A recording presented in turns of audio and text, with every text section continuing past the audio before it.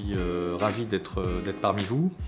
Je pense pour vous accueillir dans cette école d'ingénieurs. Alors j'intitule ma conférence Les ingénieurs au secours de la planète, on va dire, parce que je suis sûr que vous toutes et tous, vous êtes passionnés par ces questions d'environnement, bien sûr, de climat, de biodiversité, de pollution généralisée et autres joyeusetés. Je ne vais pas vous faire un dessin, je pense que vous vivez avec ça depuis votre prime enfance et vous êtes sans doute très motivés pour contribuer à sauver la planète, si je puis dire, ou en tout cas à nous réinscrire dans les limites planétaires.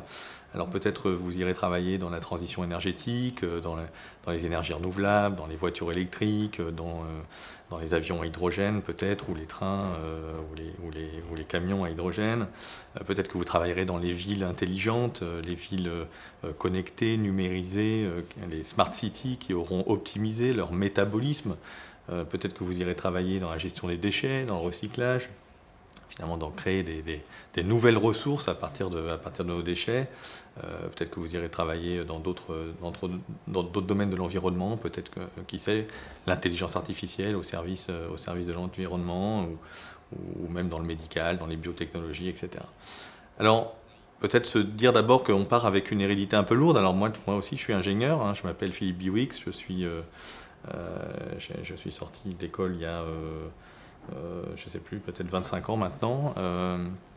Donc je suis aujourd'hui directeur général du groupe AREP. Donc c'est une filiale de SNCF Gare et Connexion qui travaille essentiellement sur les questions d'architecture, d'urbanisme, d'ingénierie, d'environnement, autour donc des questions des gares, mais de la construction au sens plus large. Et donc, comme vous, je partage cette hérédité très lourde de l'ingénieur, puisque finalement, qu'est-ce que c'est un ingénieur? D'où vient le mot ingénieur? Eh bien, l'ingénieur, ça a commencé à être employé au XIIe siècle. C'était ingenieur ou ingenieur. Donc ça vient plus ou moins de l'italien ou du bas latin.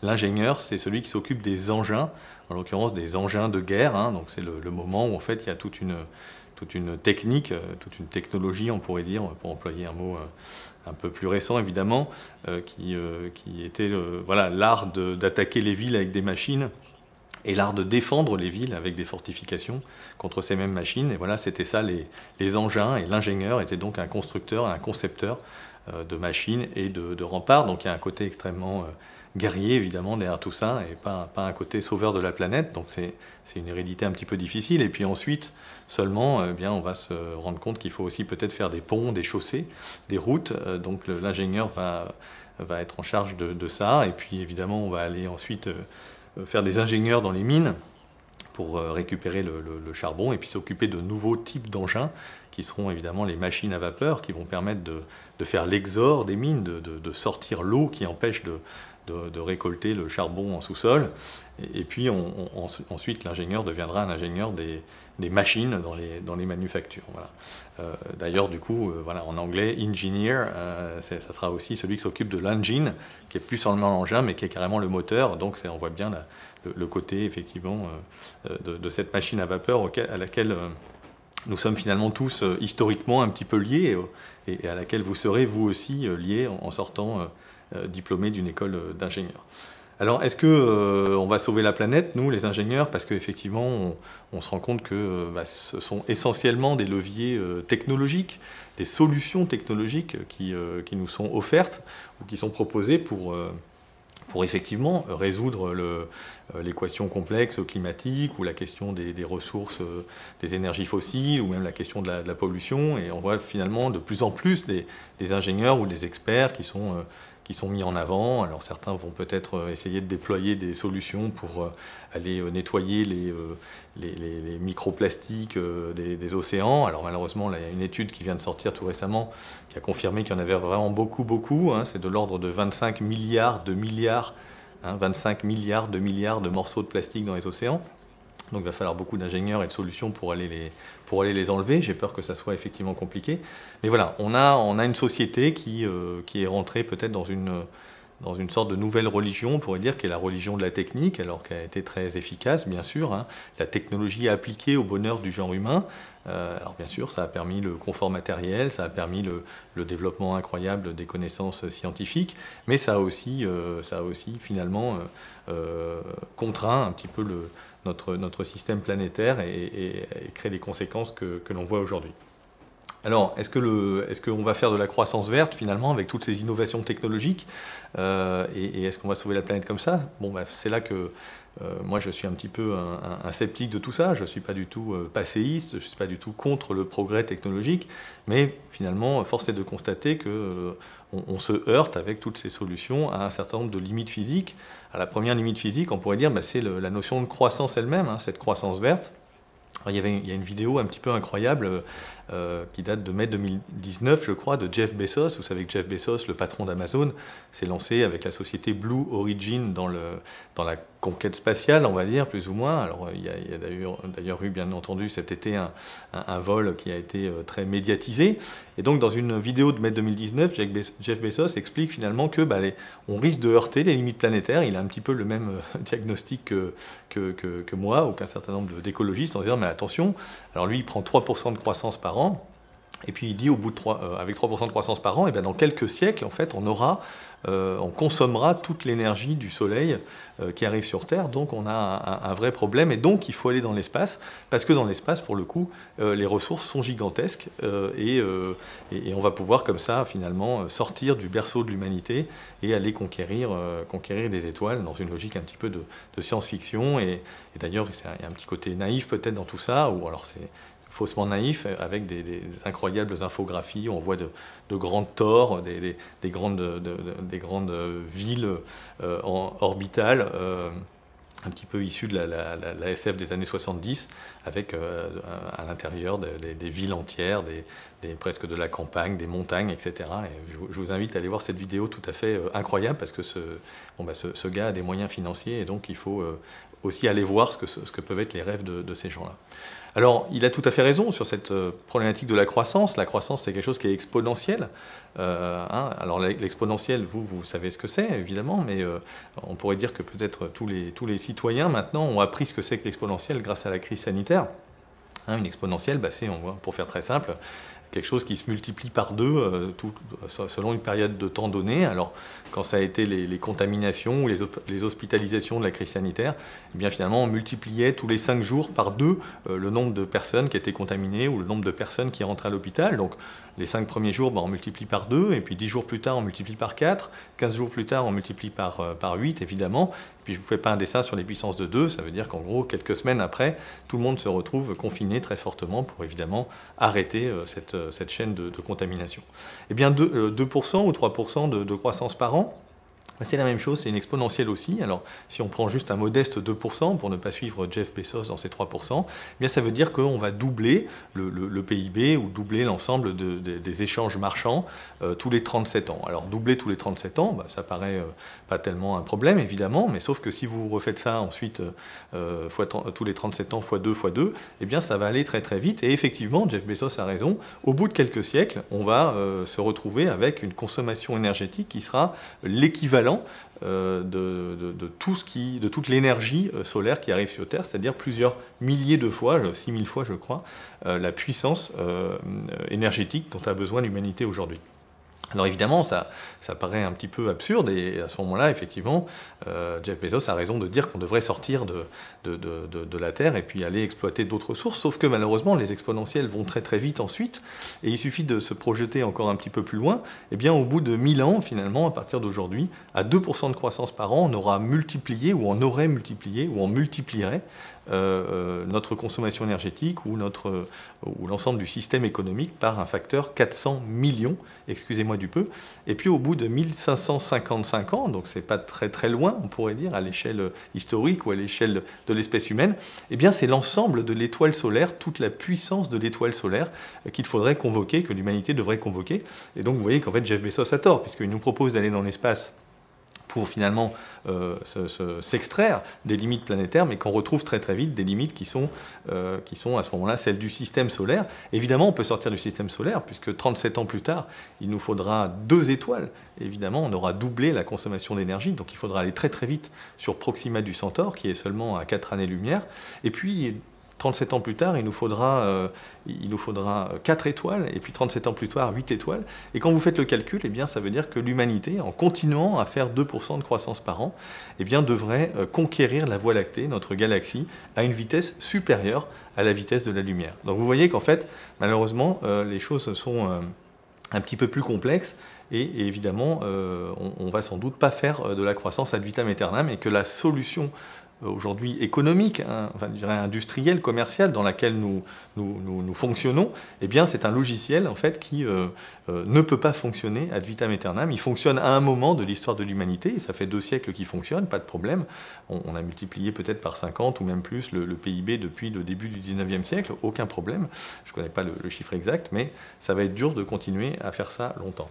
Alors, comment est-ce que les ingénieurs, ou comment est-ce que les économistes, ou comment est-ce que les prospectivistes luttent contre cette puissance mathématique des exponentielles?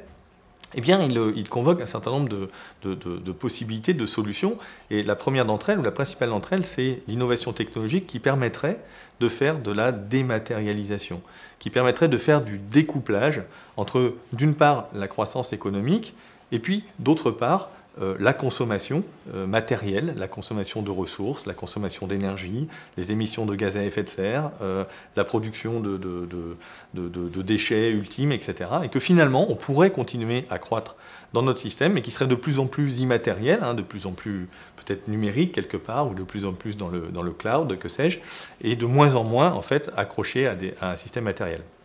Mais vous avez compris qu'évidemment, ça peut peut-être marcher pendant 10 ans, pendant 5 ans, pendant 50 ans, pendant 100 ans, mais que projeté à l'infini, je dirais, le principe de ce découplage, le principe de cette dématérialisation ne pourrait pas fonctionner, parce que, eh bien, imaginons qu'on soit en l'an 3021, et donc en l'an 3021, le PIB de la France est 400 millions de fois, donc supérieur au PIB actuel. Et il faut qu'on ait, par contre, réussi à atteindre la neutralité carbone depuis très très longtemps. On ne consomme plus de ressources non renouvelables. Voilà. Et donc, bon, ben voilà, en tant que modeste ingénieur, j'espère que vous trouverez plein de choses. Mais si vous me dites qu'on peut faire des voitures qui consomment 30% de moins, j'ai pas de problème. Si vous me dites qu'on peut faire des voitures qui consomment peut-être 10 fois moins, j'ai pas de problème non plus. Mais si vous me dites qu'on va faire des voitures qui consomment 400 millions de fois moins, évidemment, je vais vous dire que peut-être vous êtes un peu rêveur, et que donc à un moment, ça ne peut pas marcher, et la croissance doit donc s'arrêter. Et puis cette dématérialisation, ce découplage, en fait, aujourd'hui, il ne fonctionne pas du tout. Il n'a été démontré nulle part. Alors il y a un certain découplage qu'on appelle un découplage relatif, c'est-à-dire que la consommation d'énergie, c'est vrai, progresse à l'échelle mondiale un petit peu moins vite que la progression du PIB mondial. Et les émissions de CO2 progressent également, elles, un petit peu moins vite que la consommation d'énergie. Donc il y a un certain découplage relatif, mais ce qu'il nous faudrait aujourd'hui, c'est un découplage absolu, c'est-à-dire une courbe qui continue à monter, pendant que les autres descendent pour justement atteindre à un moment la neutralité climatique, et puis cesser de piocher dans le stock de ressources.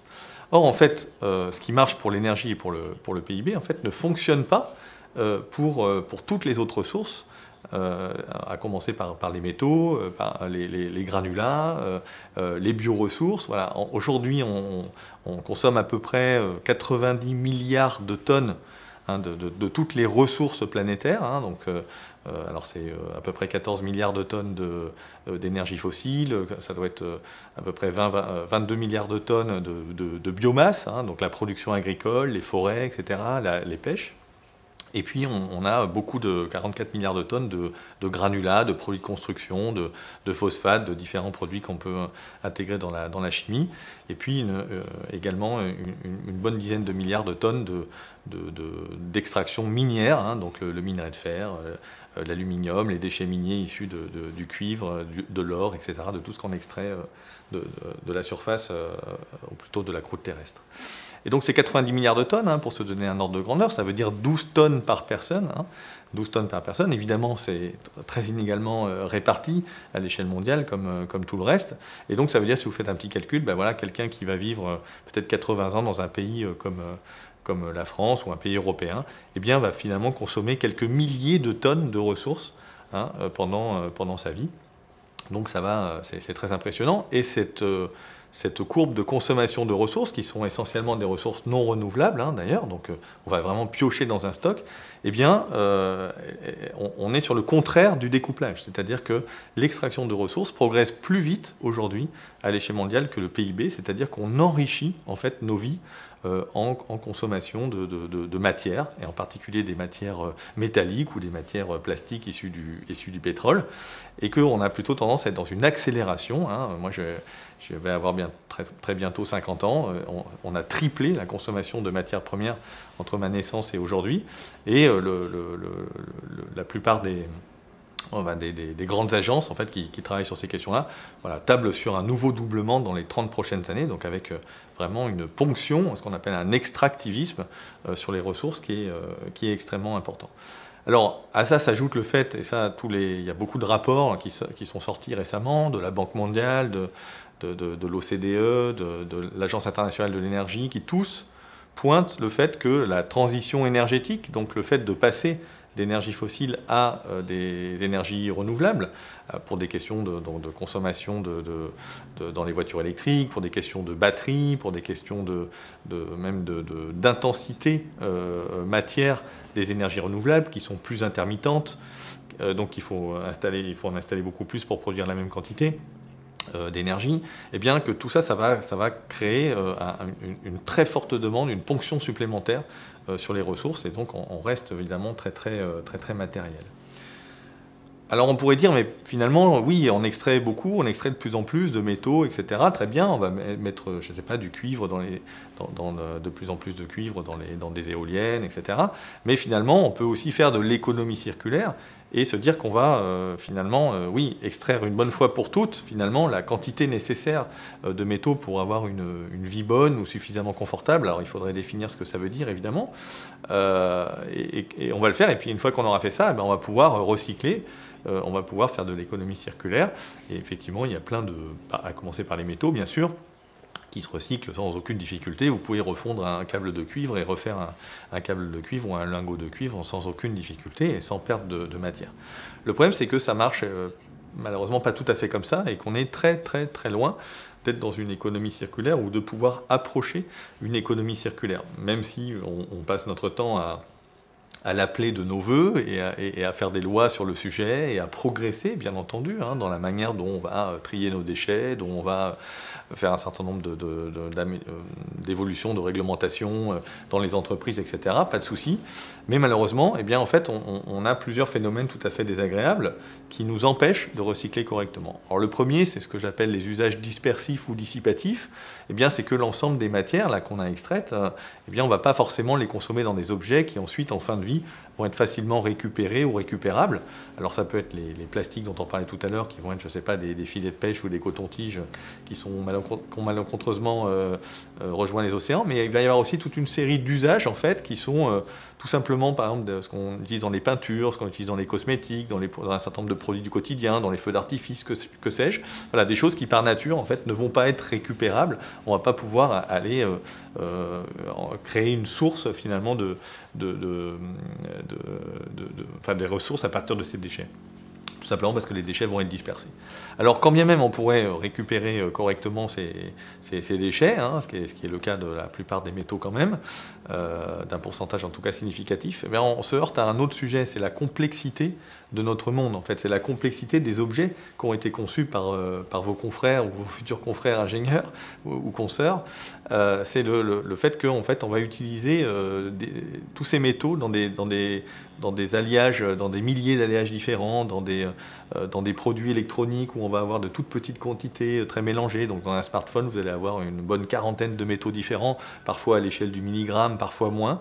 Et du coup, quand cet objet va arriver en fin de vie, on va le regarder un petit peu de près, on va se dire, oulala, je ne vais pas réussir à tout récupérer, tout simplement parce qu'en fait, il n'y a pas de de pertinence économique ou technique ou même énergétique parfois à réussir à reséparer tous ces métaux finalement qui avaient été concentrés par la nature vivante de la planète, hein, sur des centaines de millions d'années, des dizaines de millions d'années, hein, ça dépend un peu des métaux, parfois même plus. Et donc ils ont été concentrés à différents endroits. Alors, d'ailleurs, ils sont concentrés un peu ensemble, hein, souvent. Hein. Les mines sont souvent polymétalliques. Et puis on va aller les extraire, on va les raffiner, on va faire des produits très très purs. Et ensuite, on va mélanger tout ça dans un certain nombre de dispositifs électroniques. On va les utiliser comme additifs dans des plastiques, on va les mettre dans des verres un petit peu partout, dans des matériaux. Et on va mélanger tout ça. Et donc quand on va arriver en fin de vie, eh bien, on ne va pas pouvoir trier, avoir des poubelles avec des milliers d'alliages différents, etc. Et donc qu'est-ce qu'on va faire? On va finalement récupérer une partie, mais avec des impuretés. On va récupérer des aciers, mais dedans il y aura un petit peu de cuivre qui viendra des câblages qu'il y avait dans la voiture qui a été broyé. Il y aura un petit peu de néodyme qui aura été récupéré dans les moteurs de rétroviseurs, etc. Parce qu'on n'a pas pu, on ne pourra pas en fait démonter correctement en fin de vie, démanteler les objets pour essayer de les séparer le plus possible et ensuite optimiser le taux de recyclage. Et donc qu'est-ce qu'on fait grosso modo, hein, c'est malheureux mais ça marche à peu près comme ça. Une voiture, c'est quoi le recyclage d'une voiture? Vous enlevez les vitres, vous enlevez les pneus, vous enlevez la batterie, vous enlevez les sièges et vous broyez et puis vous mettez au four électrique. Et puis, qu'est-ce que c'est le recyclage d'un téléphone? Vous allez enlever la batterie, vous allez enlever l'écran, vous allez peut-être enlever le microprocesseur qui contient un peu plus d'or, et puis vous allez broyer et vous allez passer au four. Et puis ensuite, évidemment, tous ces produits vont être mélangés et extrêmement mal recyclés. Donc on est dans un système qui est très très ouvert, malheureusement, et plus on enrichit technologiquement nos villes, nos vies, nos objets du quotidien, et plus on s'éloigne malheureusement de cette économie circulaire. Donc les ressources, une consommation qui s'accroît, avec un éloignement de l'économie circulaire. Et puis on a un troisième sujet, c'est que finalement, nous, ingénieurs, nous sommes fascinés par l'efficacité. Hein, notre travail, c'est quoi? C'est finalement être efficace, faire des objets de plus en plus efficaces qui vont remplir un certain nombre de services, évidemment, très pratiques, formidables, alors qui parfois, pour le meilleur et pour le pire, vont transformer les rapports sociaux. Hein, je veux dire, le numérique, etc., ça transforme les rapports sociaux. La voiture a transformé les rapports sociaux. Au 19e siècle, le train avait transformé les rapports sociaux. Voilà, il faisait... à l'époque, dans les villages, il était midi quand il était midi au soleil, et puis à un moment, il faut que toute la France soit au même horaire, et donc il n'est plus midi à l'église du village en même temps que l'heure à laquelle le train arrive. Donc il y a ces modifications de rapports sociaux. Mais on va dire que voilà, de bonne foi, l'ingénieur, il essaye de concevoir avec les techniciens, avec les chercheurs, avec les scientifiques, il va essayer de concevoir des objets efficaces. Et donc finalement, on se dit qu'on va pouvoir faire effectivement des voitures qui polluent moins, on va pouvoir faire des énergies qui sont plus propres, on va pouvoir mieux recycler, on va pouvoir quand même progresser sur tous les sujets un petit peu pénibles dont je viens de vous parler. Mais malheureusement, cette efficacité, toute l'histoire technologique de l'humanité, en tout cas jusqu'à présent, eh bien, elle a consisté à faire de l'efficacité. Il est évident qu'aujourd'hui, un moteur de voiture est beaucoup plus efficace qu'un moteur de voiture des années 60. Et ce moteur des années 60, il est beaucoup plus efficace qu'une machine à vapeur du temps de James Watt, évidemment, hein, en termes de quantité d'énergie primaire brûlée par rapport au travail qui va être fourni. Il n'y a pas de souci là-dessus. Donc on sait faire de l'efficacité, on sait faire des services et des produits qui vont être de moins en moins consommateurs de ressources, de moins en moins consommateurs d'énergie, de moins en moins polluants, peut-être, éventuellement, très bien. Mais cette efficacité, en fait, on ne la met pas au service de la sobriété. C'est-à-dire qu'on est rattrapé par l'effet rebond, ce qu'on appelle l'effet rebond. Peut-être vous avez déjà entendu parler de ça. Hein, c'est un économiste au 19e siècle qui s'appelle Stanley Jevons qui le premier a mis en lumière cet effet-là. Alors, dans les années 1860, au Royaume-Uni, le Royaume-Uni produit la moitié du charbon mondial, et puis il y a des voix qui s'élèvent en disant « Ouh là là, est-ce qu'on va avoir assez de charbon pour l'industrie dans le futur, l'industrie anglaise ?» Et donc, Stanley Jevons est chargé d'un rapport sur la consommation de charbon par l'industrie anglaise. Et puis, en fait, il rencontre des concepteurs de machines à vapeur. Et puis, voilà, chacun lui explique que les machines sont de plus en plus efficaces. C'est-à-dire qu'elles consomment de moins en moins de charbon pour le même travail rendu. Donc c'est formidable, et n'importe qui peut-être aurait pu conclure, puisque chaque machine va consommer moins, eh bien globalement on va consommer moins de charbon. Et évidemment, en fait, Jevons a cette fulgurance de dire, mais non, si chaque machine consomme moins, alors le travail rendu par la machine va être moins cher. Et donc si le travail est moins cher, eh bien, il y aura de plus en plus de machines dans les manufactures qui vont remplacer ou qui vont aider les travailleurs humains.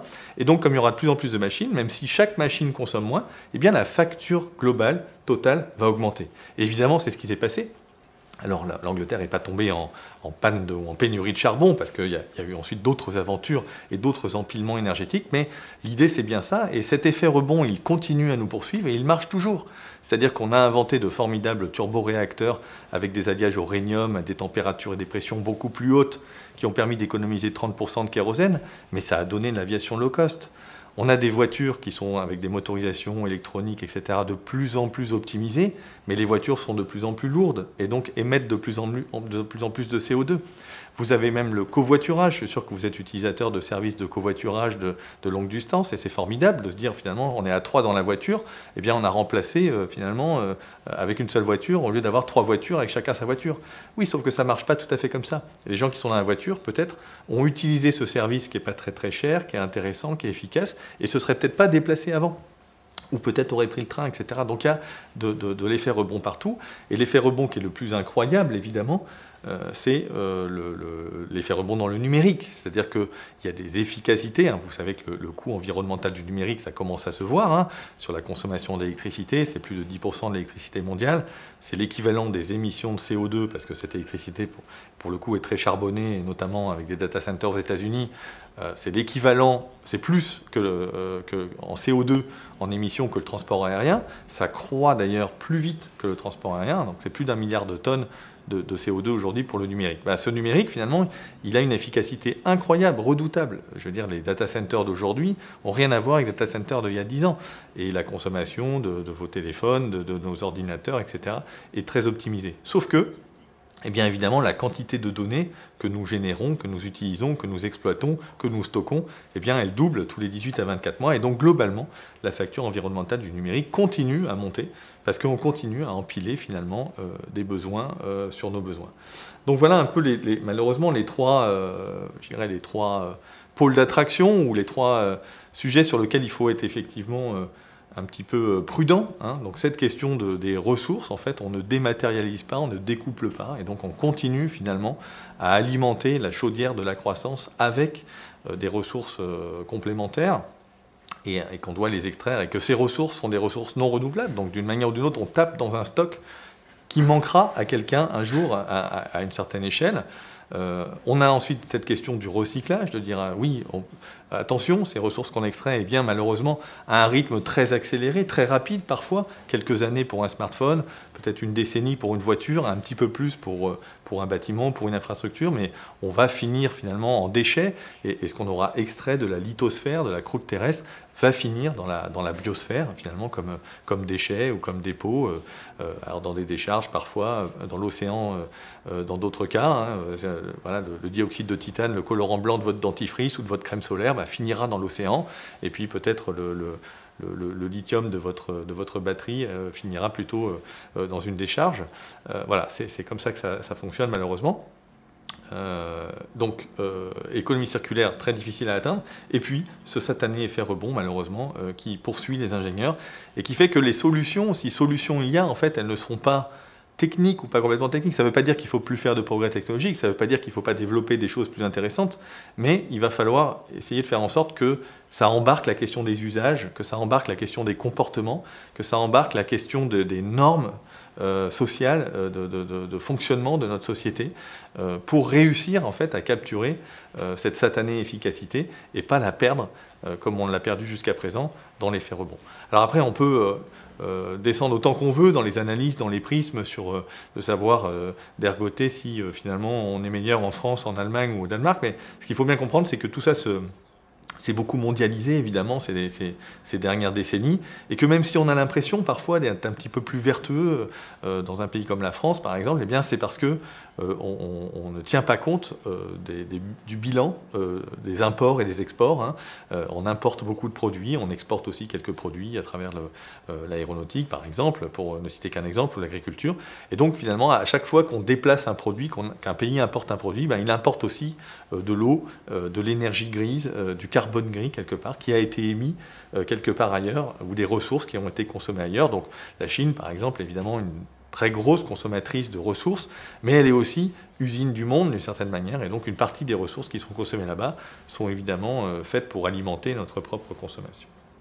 Alors, est-ce que ça veut dire que du coup, il faut se faire un harakiri et que tout est perdu parce que les ingénieurs sont des méchants complices de ce système qui est en train de nous amener littéralement dans le mur, ou qui presque, on pourrait dire, nous a déjà amené dans le mur, puisque malheureusement, le coup est déjà parti, hein, au moins pour le changement climatique, hein, parce que les changements sont malheureusement inéluctables, et pour des milliers d'années déjà ont été...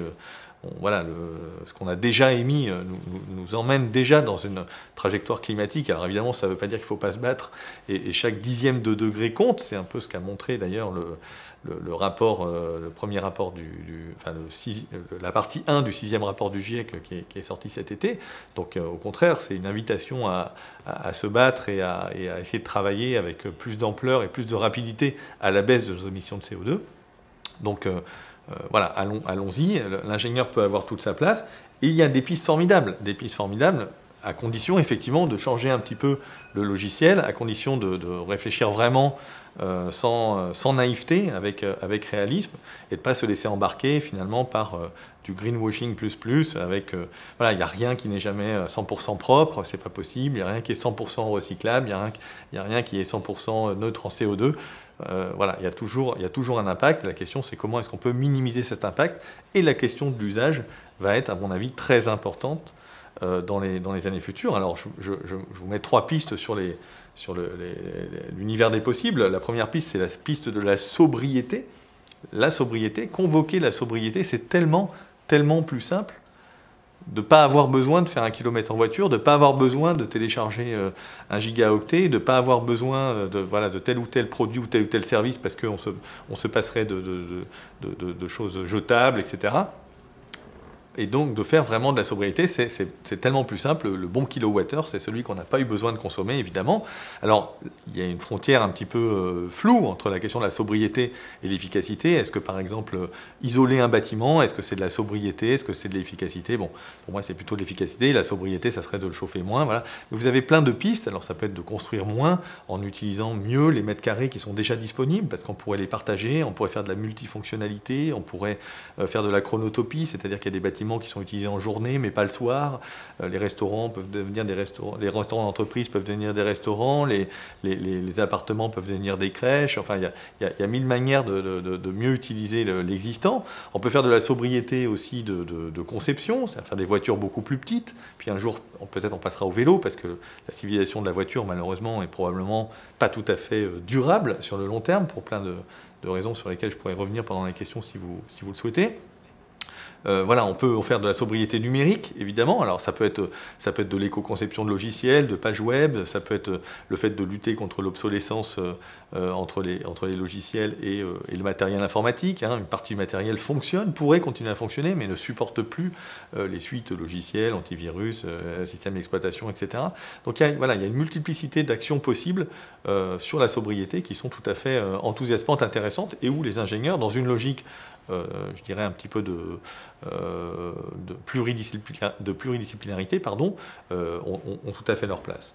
La deuxième piste, c'est se dire, une fois qu'on a fait de la sobriété, mais que quand même on va garder la machine à laver, le vélo, je ne sais pas quoi, et quelques autres trucs quand même sympathiques, c'est de faire de l'éco-conception, de la vraie éco-conception. Alors c'est quelque chose qui existe déjà un petit peu, hein, avec des analyses de cycle de vie, etc. Mais on est très très limité, et puis surtout souvent on se focalise sur la question du CO2, ce qui est très bien, mais il y a d'autres sujets, la question des ressources, la question de la durée de vie de ces objets, leur réparabilité, leur modularité, leur facilité à démanteler en fin de vie. Hein. Plus vous utilisez des objets qui vont être mélangés, justement, plus vous utilisez des matériaux qui seront complexes, etc., plus ça se passera mal, comme on l'a vu tout à l'heure en recyclage. Donc voilà, faire des objets très durables, peut-être avec le moins d'électronique possible, quand on peut s'en passer. Et ça ouvre justement la question de ce troisième levier, que j'appellerais le levier du techno-discernement.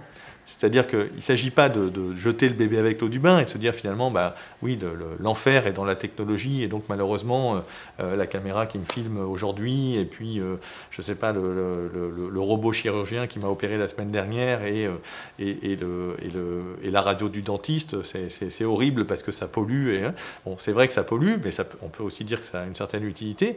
Et la question, en fait, c'est de se dire comment est-ce que finalement on peut allouer un certain nombre de ressources rares.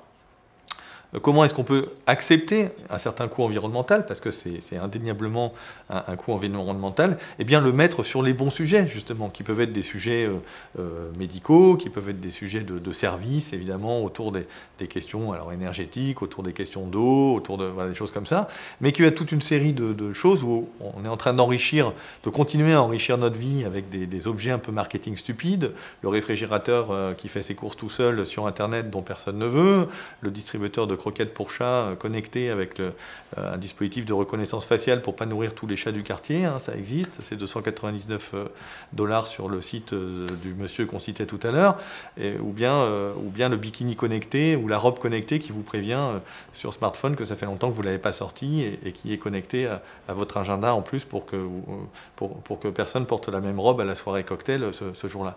Voilà, ça c'est des choses qui malheureusement existent et se développent. Alors on pourrait évidemment personne ne peut juger et décider de dire tel projet, tel sujet, telle ressource, tel produit, tel service est utile et puis tel autre est inutile. Bien sûr, chacun a sa définition. On l'a vu d'ailleurs pendant le premier confinement. Qu'est-ce qu'un service essentiel, hein? Pour certains, c'était le papier toilette, et puis pour d'autres, c'était la librairie ou l'opéra, j'en sais rien. Chacun peut avoir son opinion. Mais en tout cas, il faut qu'on se pose cette question. C'est-à-dire si on ne se pose pas cette question de l'utilité commune, même si j'osais utiliser une expression qui nous vient du XVIIIe siècle, eh bien, on aura beaucoup de mal à s'inscrire dans les limites planétaires. Voilà, alors j'en suis presque à mes 45 minutes, je crois. Donc j'en viens un peu à ma conclusion. J'espère que voilà, ça vous a pas trop refroidi. Enfin, je vais voir pendant les questions, mais malheureusement, il faut faire preuve de réalisme. Et je pense que vous avez toutes les clés, bien entendu, déjà, et puis que vous y serez confrontés pendant vos études à tous ces paramètres tout à fait effrayants, bien entendu, et qui sont encore que les paramètres, bien sûr, je dirais géologico-énergétiques, sur la question des ressources, etc. Mais on pourra rajouter évidemment d'autres paramètres tout à fait inquiétant ou glaçant, si j'y mettais un peu de géopolitique et je ne sais pas quoi encore. Bon, mais non, il n'empêche que voilà, il y a des vraies choses à faire, il y a un vrai intérêt, et que en fait l'idée c'est maintenant de passer à démultiplier et d'aller chercher finalement, comme disait Sénèque, des ressources dans notre désespoir. Et donc voilà, on compte sur vous. Vous êtes la jeune génération. Moi c'est trop tard, ça y est, je suis un boomer. J'ai le nombre de synapses par neurone qui a déjà trop fortement diminué pour me bousculer. Mais vous pouvez vous bousculez-vous, bousculez-nous. Voilà, faites-nous bouger. Construisez des nouveaux récits, des nouveaux rêves, pas les rêves de Jeff Bezos justement, des rêves de conquête de la galaxie qui sont maintenant un petit peu datés malheureusement, mais qui continuent plus ou moins à faire rêver. Et finalement on pourrait dire que voilà, Covid-19, encore pour un dernier mot de conclusion peut-être, nous a montré quand même que voilà, les choses pouvaient parfois bouger très vite, alors dans un bon sens ou dans un mauvais sens, hein, selon les cas, mais en tout cas l'histoire parfois accélère de manière impromptue, et que je pense que voilà, la décennie qu'on va vivre sur la question climatique, sur la question des ressources, sur la question de l'environnement au sens large, va être tout à fait passionnante, et que voilà, je vous souhaite d'y trouver une place formidablement positive, constructive, et qui donnera un vrai sens à votre vie. Merci. Merci Monsieur Biwix pour cette belle conférence. Alors, on a démarré sur des chapeaux de roue. Si on doit planter le décor, donc vous d'un côté, et puis de l'autre côté, on a un petit peu compté, on a plus de 250 étudiants, c'est ça, Cyril, hein? Et donc, ce qu'on propose tout de suite, c'est nous de faire les coureurs avec le micro et de leur donner tout de suite la parole. Donc, tout de suite, on compte sur vous. Qui est-ce qui a une question? Vous avez parlé tout à l'heure d'une croissance économique en créant des ressources immatérielles, je crois, numériques. Et je ne suis pas sûre d'avoir bien compris. J'aimerais bien savoir si vous pouviez développer sur ce sujet, de quoi vous parlez exactement quand vous dites ressources immatérielles. D'accord, oui, pardon. Je n'ai peut-être pas été tout à fait clair là-dessus. En fait, ce que je voulais dire par là, c'est que historiquement, le produit intérieur brut, donc la manière dont on mesure aujourd'hui l'économie, qui est à la fois la somme de services marchands, hein, l'ensemble des échanges, en fait, la somme des valeurs ajoutées de tous les échanges commerciaux et les services non marchands autour de l'éducation et autres qui sont aussi comptés dans le PIB. Voilà. Quand vous prenez le PIB d'un côté et que vous prenez la consommation d'énergie et la consommation de matières premières, eh bien, en fait, ou les émissions de déchets, d'une certaine manière, ou les émissions de CO2, eh bien, c'est assez bien corrélé. C'est-à-dire qu'à chaque fois qu'on fait des euros de croissance en plus, de l'activité économique en plus, eh bien, on consomme aussi des ressources en plus. Et malheureusement, on sait qu'on ne peut pas continuer à consommer des ressources en plus chaque année. D'abord parce que cette croissance nous amènerait jusqu'au ciel, mais aussi parce qu'on doit déjà baisser notre consommation de ressources, en particulier, évidemment, les énergies fossiles ou d'autres ressources non renouvelables. Et ce que je voulais dire par là, c'est que les économistes, je dirais, enfin des gens qui ne visitent pas forcément tous les jours des usines ou des plateformes pétrolières ou des installations onshore ou offshore, je ne sais pas quoi, eh bien, ils disent, ah bah si, on pourra faire du PIB, parce que finalement, aujourd'hui, il y a de plus en plus une part de plus en plus importante du PIB qui est immatérielle, hein, qui est liée, je ne sais pas, à des services numériques, qui peut être lié à de la formation, qui peut être lié à, voilà, j'en sais rien, des services à la personne, etc., qui ne sont pas forcément liés à de la consommation matérielle. Et donc, on pourrait continuer à faire à créer de la richesse, entre guillemets, pour utiliser le langage des économistes, sans consommer plus de pétrole ou de gaz ou je ne sais pas quoi. Voilà. Et en fait, voilà, les gens qui s'intéressent un peu à ça et qui sont plutôt du côté technique, du côté des ingénieurs justement, contestent un peu ça parce que vous allez avoir, oui, mais même des services immatériels, même une start-up dans le domaine du numérique, je ne sais pas quoi, eh bien, souvent, elle a des bureaux. Alors peut-être qu'après, avec le télétravail, elle n'en aura plus, mais pour l'instant, en tout cas, elle a des bureaux qu'il faut chauffer, elle a des salariés qui se déplacent, elle a peut-être des transports, elle a un système informatique qui consomme lui aussi, etc. Et donc, globalement, malheureusement, ce qu'on appelle aujourd'hui immatériel n'est pas vraiment immatériel. Tout d'abord, bonjour. Donc, je m'appelle Lucas, je suis en MEA3. Et j'avais une question pour vous. Donc, c'était, est-ce que vous êtes pessimiste ou plutôt optimiste par rapport au futur de l'humanité? Il y a la réponse simple et la réponse compliquée. La réponse simple, c'est je suis plutôt optimiste, mais réaliste, mais optimiste dans le sens il y a des choses à faire, on a une véritable marge de manœuvre. Si ce n'était pas le cas, en fait, je passerais pas mon après-midi avec vous, en fait, parce que voilà, je ferais autre chose, tout simplement, si tout était perdu. Donc je pense que non, dans la force de conviction, dans le collectif, et dans le poids de la société civile et des entreprises et du politique, il y a des choses à faire et à toutes les échelles. Ce qui me rend plus ou moins optimiste aussi, c'est le fait qu'on a des marges de manœuvre énormes. Donc je vais juste vous citer quelques exemples du gâchis effroyable qu'on fait aujourd'hui. Pourquoi est-ce qu'on consomme ces 12 tonnes de matières premières, de ressources chaque année chacun, en moyenne? Bien parce qu'on a des voitures qui font 1,5 tonne de poids à vide pour transporter 150 kg de charge utile.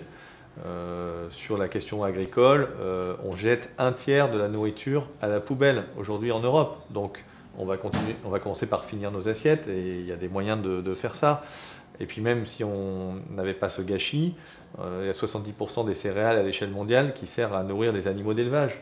Donc en mangeant un peu moins de viande, on pourrait baisser même un peu les rendements dans les grandes cultures, se permettre de baisser les rendements en faisant plus de bio, qui a un rendement moins bon dans les grandes cultures pour des raisons tout à fait compréhensibles, mais qui protégerait mieux les sols, etc. Donc voilà, là encore, on a une marge de manœuvre. Dans le numérique, moi j'ai rencontré beaucoup de gens qui travaillent sur la question de la sobriété numérique, sur la question de l'empreinte environnementale du numérique. L'ARCEP, le régulateur, a commencé d'ailleurs lui-même à s'emparer de cette question environnementale. Eh bien, on pourrait diviser par 100 l'impact du numérique.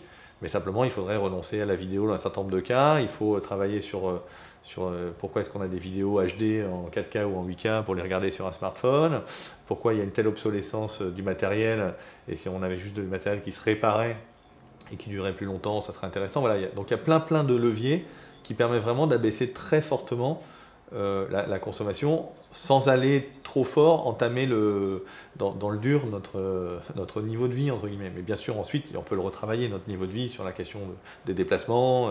On commence à parler de démobilité, on commence à parler de renouveau des villes moyennes et des villages par rapport aux grandes métropoles. Voilà, il y a plein de leviers qui se promènent. Et puis la dernière chose qui me rend optimiste, c'est le fait que c'est ce que j'appelle, alors c'est pas moi qui l'ai inventé, c'est un biologiste qui s'appelle Daniel Pauly. Je vous incite à aller voir cette notion de shifting baseline, c'est-à-dire de décalage des points de référence.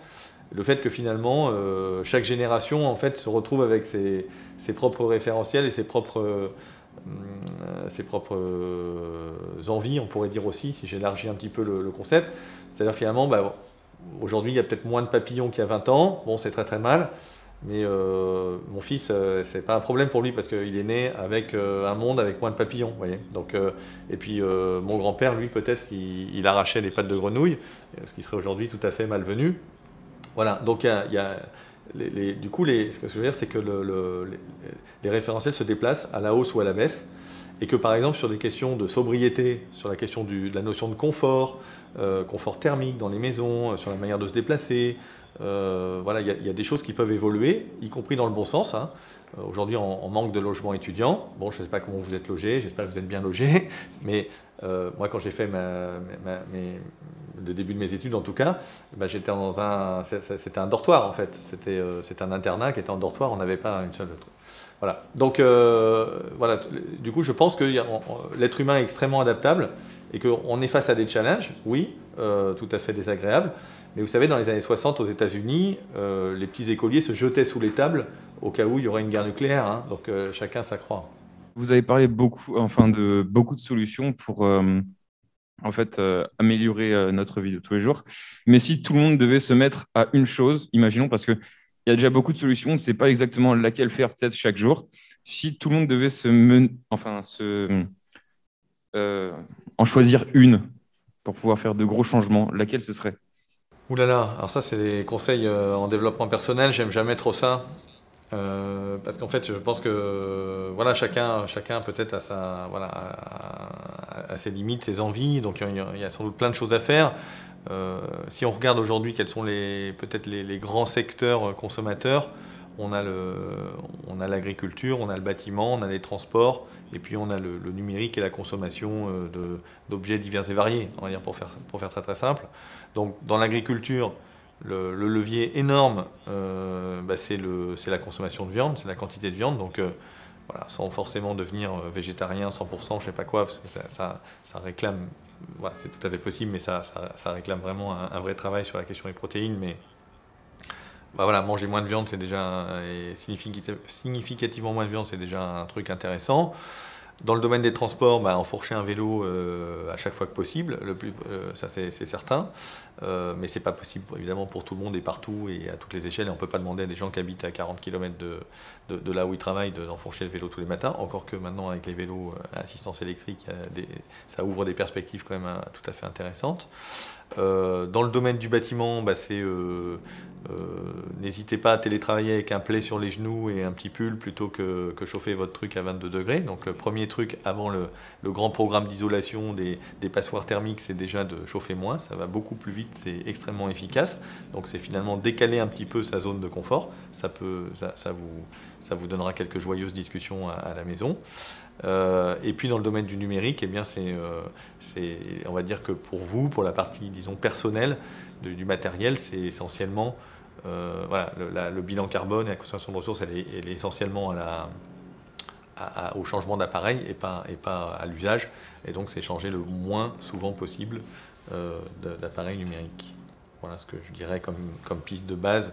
Mais ça c'est l'échelle individuelle. Puis après il y a le cran du dessus qui est l'échelle collective, où là, c'est la capacité à faire bouger les lignes tous ensemble, par la masse critique, par le poids que peut avoir la société civile, par le poids que vous pourrez avoir aussi après quelques années d'expérience peut-être dans les entreprises que vous rejoindrez ou que vous créerez, etc. etc. Bonjour, moi je m'appelle Tanguy et je suis ingénieur en électronique. Et du coup, nous, on produit énormément et on ne sait pas trop comment comment on va faire en fait pour produire moins. J'ai l'impression qu'on va produire des gadgets, des trucs connectés, des ampoules connectées. Alors c'est très pratique, hein. Moi je suis très content de pouvoir changer la couleur de mon ampoule avec mon téléphone, mais j'ai l'impression que c'est pas non plus avec comme ça qu'on va avoir un bon impact. Et je vois pas comment, en tant qu'ingénieur électronique, je vais pouvoir avoir un bon impact. Vous parlez de réparabilité, d'obsolescence programmée, mais ça, c'est pas des choses que j'ai étudiées. Vous parlez de matières premières, mais on n'a jamais parlé de matières premières. Du coup, moi, je ne vois pas comment, en tant qu'ingénieur en électronique, je vais avoir un bon impact. Est-ce que vous avez une réponse à m'apporter? Ah non, j'ai pas trop la solution, à part déjà peut-être d'interpeller votre directeur ou directrice des études sur ces questions-là pour dire il nous faut aussi des cours sur l'impact environnemental du numérique, etc. Alors ce que tu décris, c'est super, hein, c'est la vraie vie. Donc effectivement, aujourd'hui, il y a de la recherche scientifique qui derrière devient de la recherche et développement. Et puis, à un moment, il y a un côté un peu Startup Nation et tout ça. Et donc, il faut créer des nouveaux services, peut-être réussir à vendre des produits dont personne n'a besoin. Parce qu'effectivement, changer la lumière avec ton smartphone, bon, ça ne nous manquait pas jusqu'à présent. Et puis, effectivement, une fois qu'on l'a, peut-être on trouve ça super pratique et vraiment génial. Bon, je ne sais pas. Mais ça pose effectivement la question de l'orientation de l'innovation technologique. Alors, on n'ose plus parler de progrès technologique parce que dans le cas que tu décris, bon, finalement, est-ce que c'est vraiment un progrès? Je ne sais pas. Et donc, comment est-ce qu'on arrive à orienter toute cette machine incroyable d'innovation, de recherche, d'envie, d'enthousiasme vers des choses vraiment utiles pour demain? Donc, je n'ai pas tout à fait la réponse, mais la semaine dernière, non, c'est pas la semaine dernière, mais il y a quelques semaines, je me suis retrouvé avec ma chaudière qui, pour une raison extérieure, qui était en panne. Bon, voilà, je rentre dans des trucs un peu intimistes, mais voilà, ça restera ma chaudière. Et donc, bon, en gros, une chaudière, c'est quoi? Il y avait un thermostat d'ambiance et puis elle fait allumer, éteindre en fonction du thermostat d'ambiance, sauf qu'il y a une carte électronique qui doit faire à peu près 15 cm par 15 cm, bourrée de plein de trucs dessus. Et parce qu'un composant était planté, il faut recommander la carte entière, quoi. Voilà. Est-ce que demain, on est capable de, j'en sais rien, reconcevoir des patchs, des trucs, des solutions?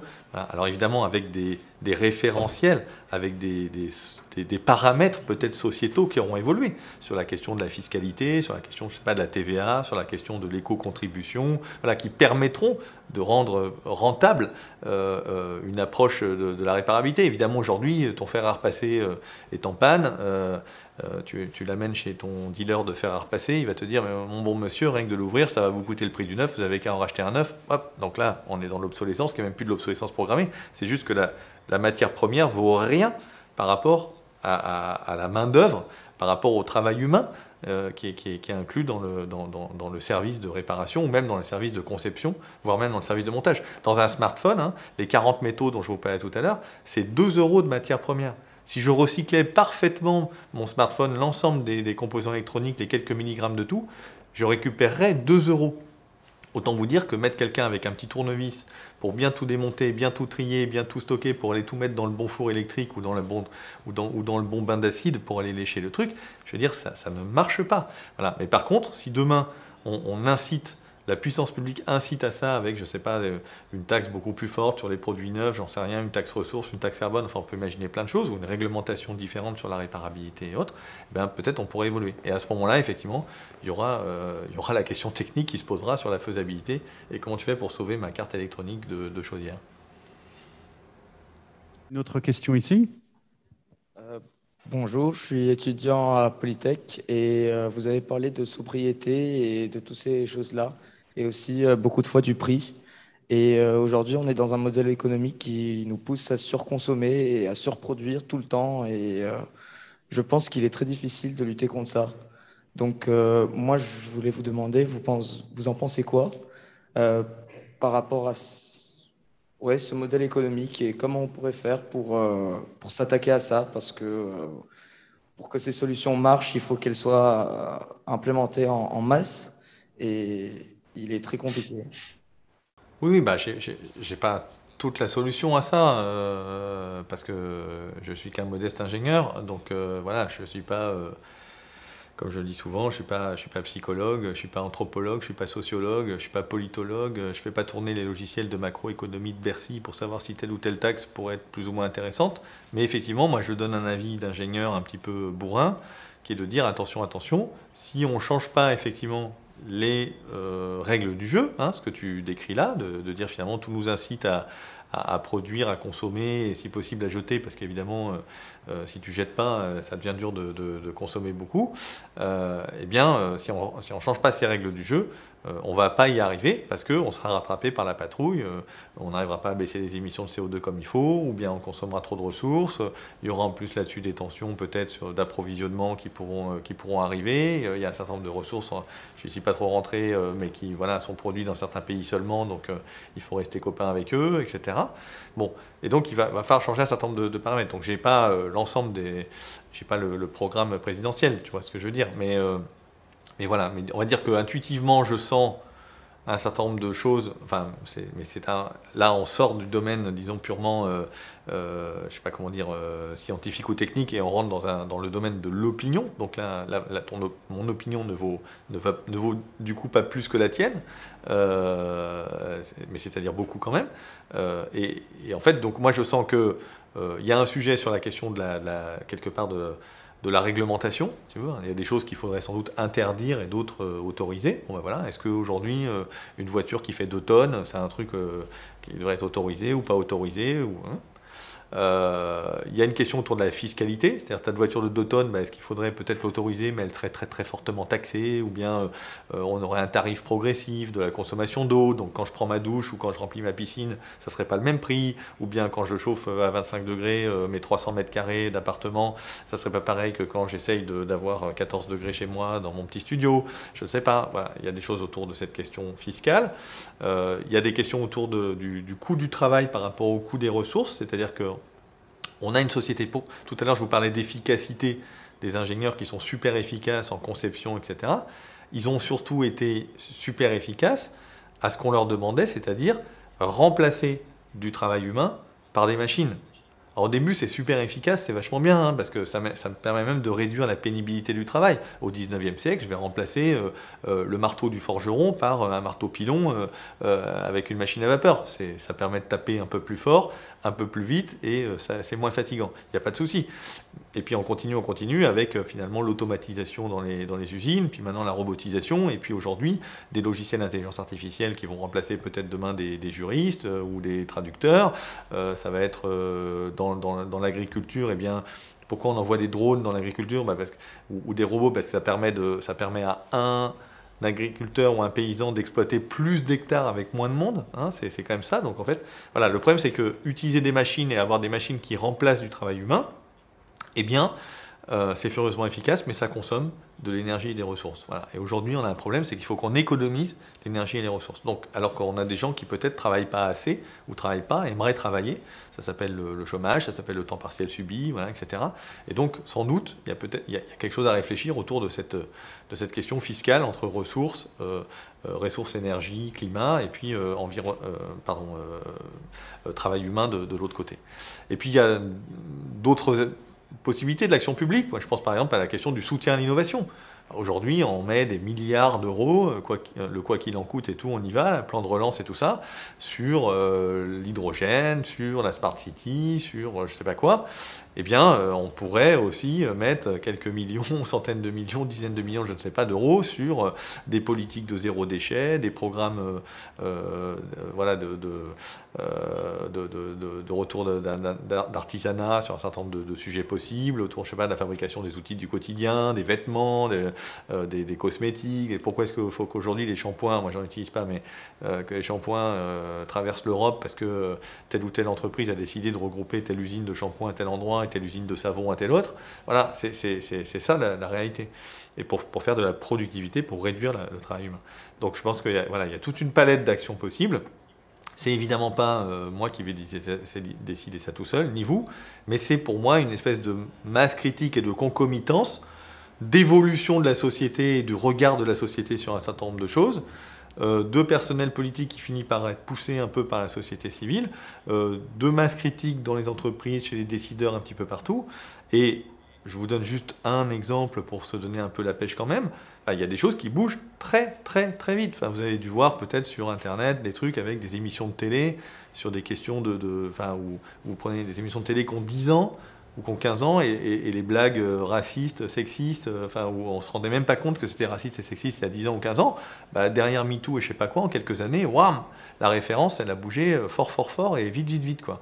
Bah, sur les questions environnementales, je pense que c'est un peu la même chose, ça pourrait être la même chose, ça peut bouger, et finalement, il faut que tout ça bouge en même temps. C'est-à-dire que je me doute bien que votre directeur ne va pas faire de vous des éco-warriors immédiatement totalement opposés au méchant capitalisme mondial, parce que sinon, après, vous allez avoir du mal à trouver un job en sortant. Mais en même temps, si vous apprenez pas les métiers et les réflexes du futur, ça va être difficile quand les entreprises vont effectivement se transformer.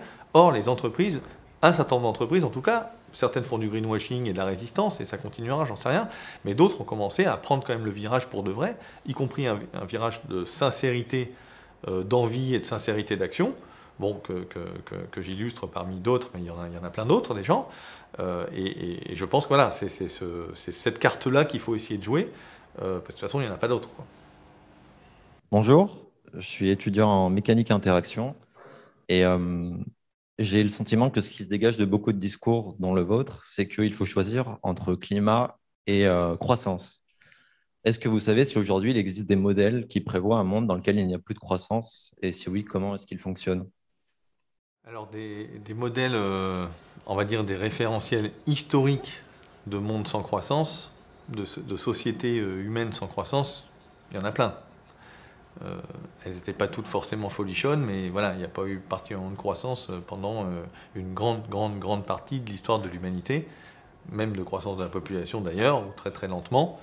Donc l'état stationnaire, on pourrait dire, il a existé d'une certaine manière.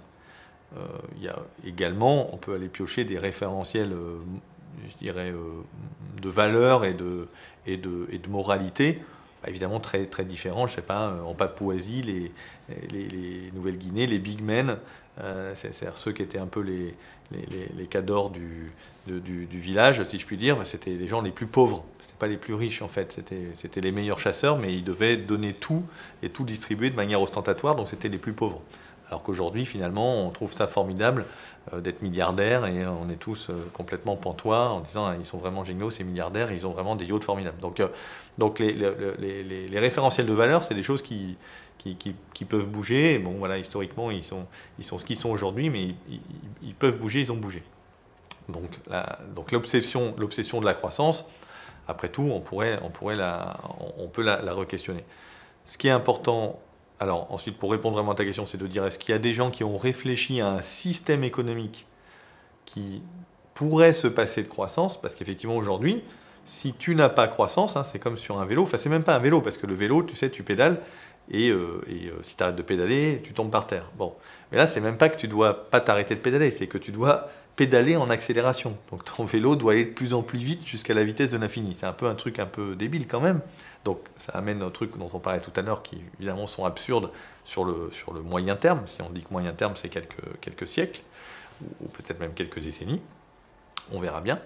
Mais donc, est-ce qu'on peut inventer un système économique, industriel, commercial qui permet, je ne sais pas, d'offrir des retraites aux gens, qui permet d'avoir la sécurité sociale, qui permet d'avoir quelque part une vie bonne, je ne sais pas quoi, une justice, mettre les gens en prison plutôt que leur couper la tête, j'en sais rien, enfin ça, sans croissance, voilà.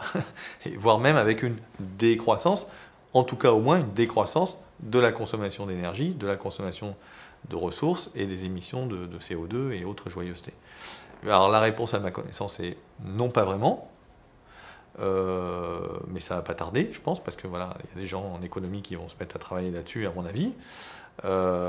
Les grands penseurs historiques, on va dire, quand je dis grands penseurs, sans méchanceté aucune, bien entendu, c'est les Adam Smith, les David Ricardo, les John Stuart Mill et consorts, ont tous pensé une période de croissance suivie d'une stabilité, bon, pas d'une décroissance, donc ça a existé dans le passé, mais c'était plutôt des gens qui étaient des philosophes plutôt que des gens qui maniaient des équations compliquées qui veulent rien dire comme peuvent être aujourd'hui l'économie, ou une partie essentielle de l'économie.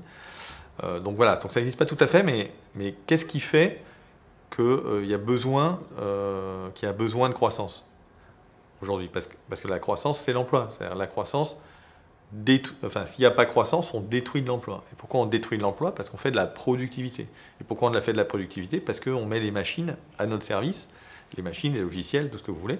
Et que du coup, voilà, par la recherche de productivité, il faut trouver, c'est la destruction créatrice schumpeterienne, donc c'est pas tout nouveau tout ça non plus. En gros, les mines de charbon ferment, et puis, ou les chantiers navals, et puis hop, il faut trouver autre chose pour remplacer l'emploi dans les mines de charbon et dans les chantiers navals. Ça marche à peu près de la même manière aujourd'hui.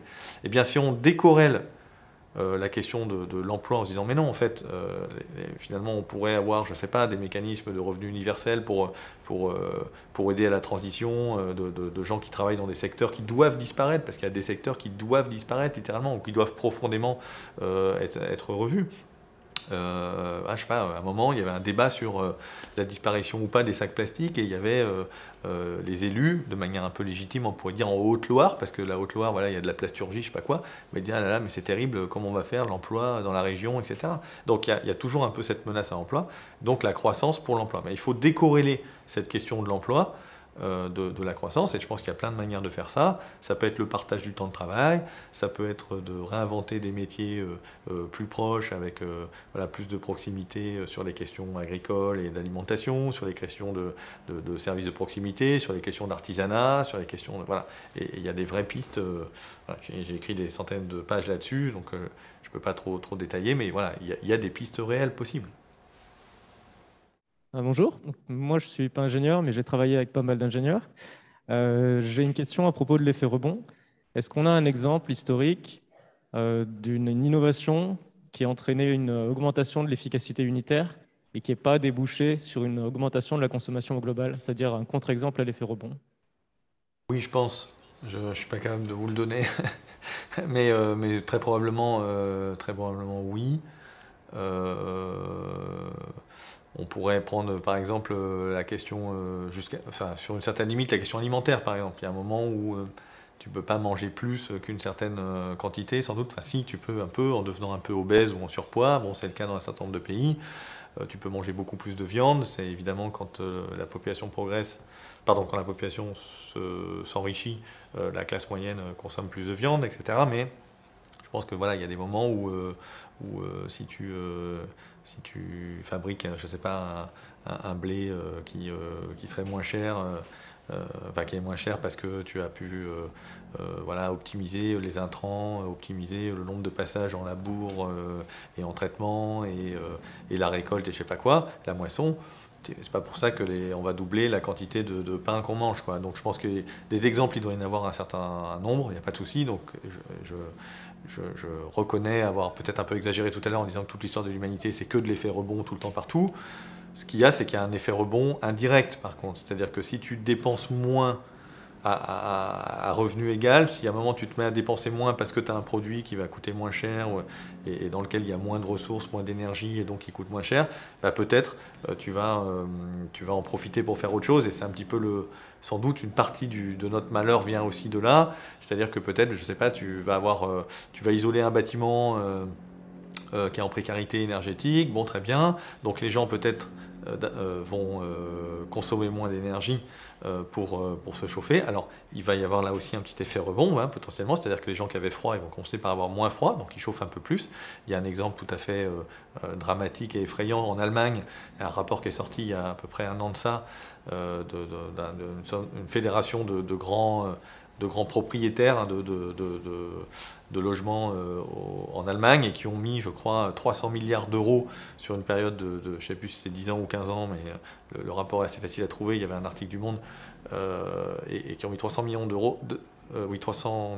d'euros sur la table de rénovation énergétique. Et à la fin, le bilan, en fait, c'est qu'ils ont gagné 1 kWh par mètre carré par an, c'est-à-dire à peu près peanuts. Et la seule explication qu'ils ont trouvée, c'est l'effet rebond. Bon. Mais imaginons que du coup, tu as un petit peu d'effet rebond, mais pas complètement. Donc du coup, tu as une économie sur ta facture de chauffage. Voilà. Eh bien, cette économie, quelque part, qu'est-ce que tu vas en faire? Tu vas créer un effet rebond indirect parce que tu vas, finalement, au lieu de consommer du gaz ou de l'électricité, tu vas peut-être consommer, je ne sais pas, un billet d'avion pour aller faire un week-end spa à Budapest, ou bien où tu vas consommer, je ne sais pas, un jet ski ou un scooter, enfin, que sais-je. Voilà, donc il y a aussi ce problème-là, c'est que ce n'est pas juste l'effet rebond ne se limite pas, disons, de manière sectorielle. Et voilà, c'est qu'à un moment, eh bien, l'effet rebond, c'est sociologique avant d'être technique. C'est-à-dire finalement, eh bien, quand l'essence monte, les gens, globalement, partent un peu moins loin en vacances. Hein. Ça a été très, très bien prouvé et c'est bien corrélé dans les années 2007-2008, par exemple, quand le pétrole était monté jusqu'à $147 avant la crise de 2008-2009.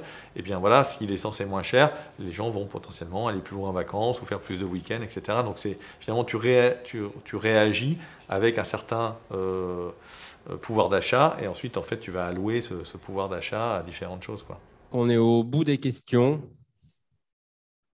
Monsieur Biwix, on va vous remercier pour cet exercice extrêmement difficile.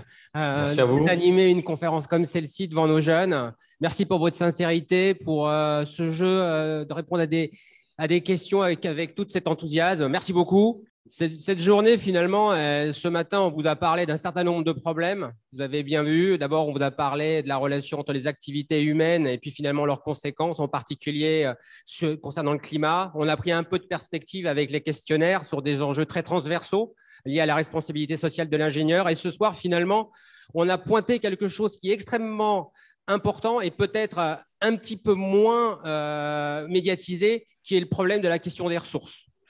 Et donc, j'espère qu'avec tout ça, vous avez plein de pistes pour réfléchir à ce que peut être la mise en perspective de votre projet professionnel. Et pour conclure, je vais maintenant donner la parole à Lionel Torres, notre directeur. Merci bien. Donc, je ne suis pas un éco-warrior, je vous le confirme. Tout d'abord, un grand merci. Alors, juste une petite anecdote, parce que quand j'ai contacté monsieur Biwix, je crois qu'il m'a répondu dans les 10 minutes après, surtout quand j'ai précisé que ça concernait 250 élèves ingénieurs. Et donc, un grand merci pour votre réactivité. On a trouvé la solution parce que je sais que votre agenda était quand même bien rempli. Et donc, du coup, grand merci à vous. On va espérer que ça s'améliore de telle manière que vous puissiez venir aussi sur Montpellier. Et puis, vous dire peut-être et dire à l'ensemble quelques mots aussi sur ce qui va suivre. Donc, vous démarrez en fait votre cycle d'ingénieur. Vous allez avoir 3 ans pour pouvoir réfléchir à tous ces sujets.